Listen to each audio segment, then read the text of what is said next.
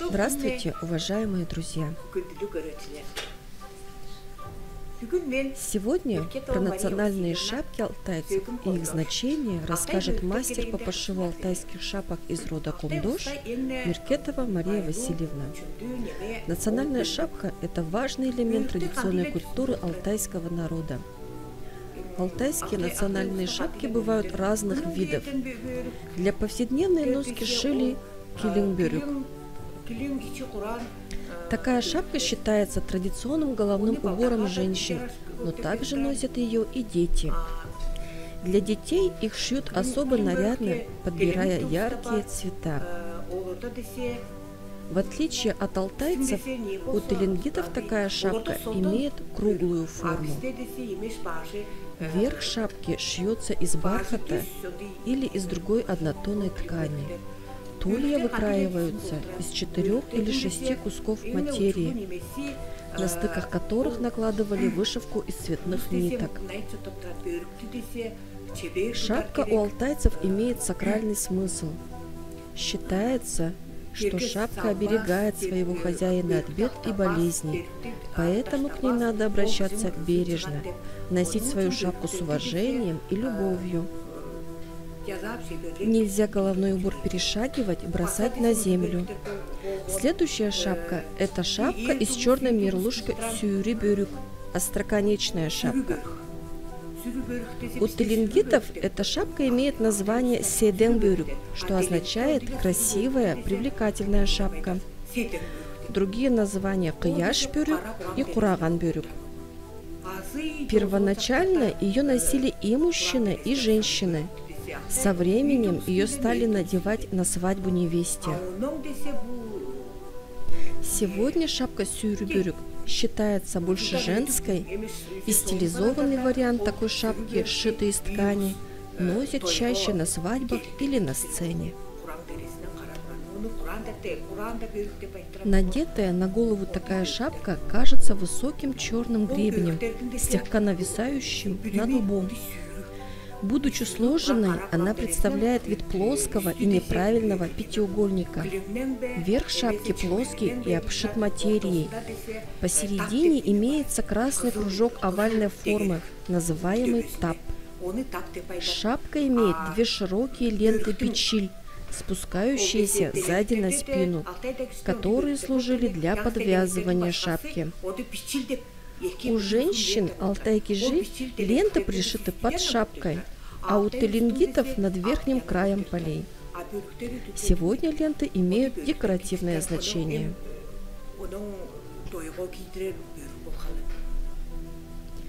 Несмотря на разнообразие шапок, все-таки больше всего ценится шапка, сшитая из лисьих лап.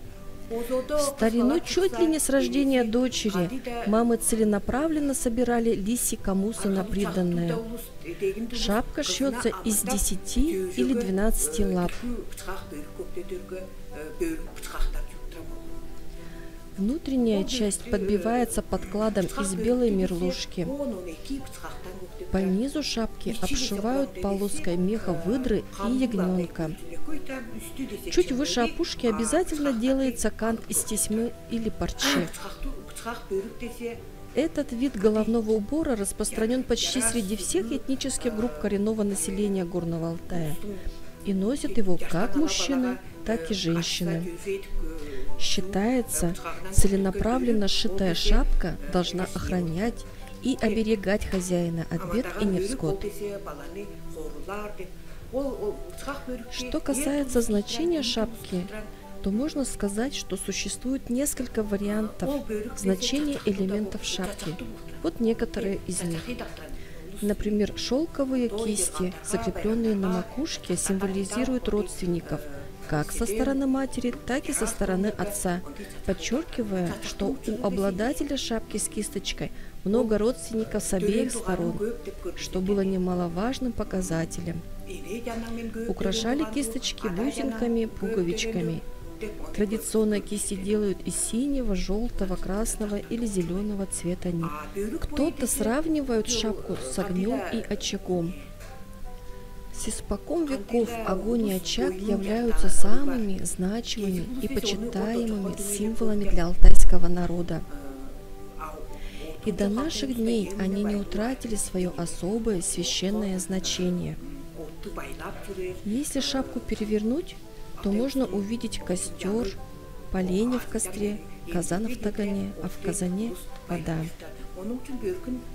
Другие объясняют, что чередование желтых, красных и темно-коричневых черных цветов – это символ животворных солнечных лучей. Пусть мой род приумножается, как лучи золотого солнца. По нижнему краю шапки пришивали бюльдю, опушка из меха выдры, что в целом говорит о богатстве животного мира Алтая. Тесьма из блестящей парчи разных цветов обозначают красоту Алтая, его цветов, гор и рек. Белая кайма из мерлушки бережет от изнашивания мех выдры. Но в то же время, по словам одних, она обозначает белую веру народа, бурханизм. По словам других, она символизирует домашнее хозяйство, богатство, скормленный самим человеком домашний скот. Шапка козо-пюрюк, благодаря народной памяти, донесена до наших дней. Ее низ оформлен дорогим мехом соболя, а ромбовидный верх обшит блестящей тканью, парчой, которая завозилась по шелковому пути из Китая. В старину соболиным мехом платили оброк, поэтому простой народ не мог позволить себе такую шапку. Такую шапку могли позволить себе только жены зажиточных людей, поэтому в народе она сильно не распространилась.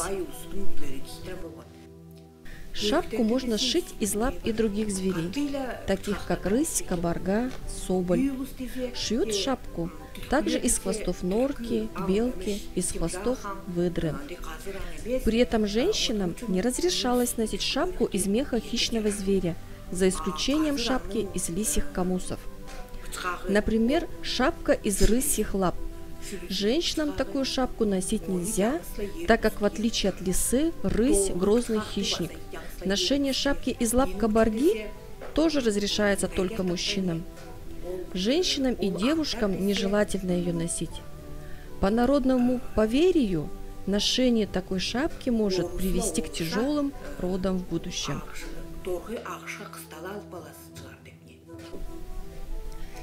Также шьют шапки из камуса соболя, но необходимо собрать 40 штук, так как лапы зверя маленького размера.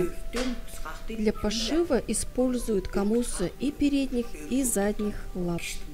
Собрать такое количество очень сложно, поэтому такая шапка – большая редкость. Также мастерицы шьют шапки из меха белки, используют как саму шкурку белки, так и хвосты. Сегодня большую популярность в народе приобрела шапка из хвостов норки. Особенно популярна она среди мужского населения. Шапка из хвостов норки раньше почти не встречалась в силу редкости этого пушного зверька. В настоящее время с развитием торговли материал в виде хвостов норки приобрести не составляет большого труда. Особый сакральный смысл имеет шапка из хвостов выдры. В старину собрать материал для пошива могли только некоторые, так как выдра считается у алтайцев священным зверем.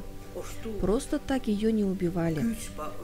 Если охотник добывает выдру, то обязательно должен кончики лап с когтями и носа вернуть реке, прося благословения и прощения за то, что убил ее. Опушка из выдры украшает любую шапку, неся свою сакральную смысловую нагрузку. Люди старого преклонного возраста обычно готовят для себя шапку на случай ухода в иной мир. Если человек умирает, то опушку из выдры распарывают, заменяя ее мерлушкой коричневой масти. Считается, что на том свете Нельзя носить шапку из меха хищного зверя. Шьют шапки мастерицы, перенимая мастерство от старшего поколения и передавая младшему, как для себя, так и на заказ. У каждой мастерицы свой стиль и свои приемы шитья. Рассматривая виды шапок по районам нашей республики, можно сказать, что отличительная черта была только в форме. В Усть-Кане, например, предпочитают носить высокие шапки с плоской верхушкой. В Ангудайском районе верх шапки идет с закруглением. В Улаганском и Кошагачском районе носили больше низкие шапки. Возможно, в силу природных климатических условий и сильных ветров это было более практично. Сегодня каждый может заказать и носить шапку по своему вкусу. По словам мастериц, потому как шьется шапка, можно узнать характер человека.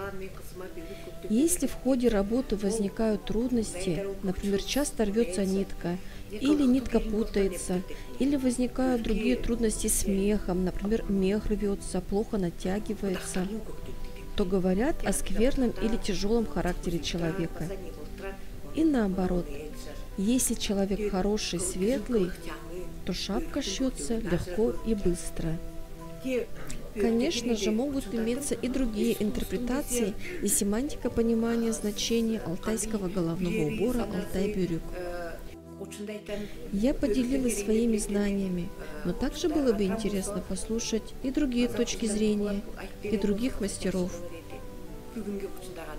Всего вам доброго, до новых встреч!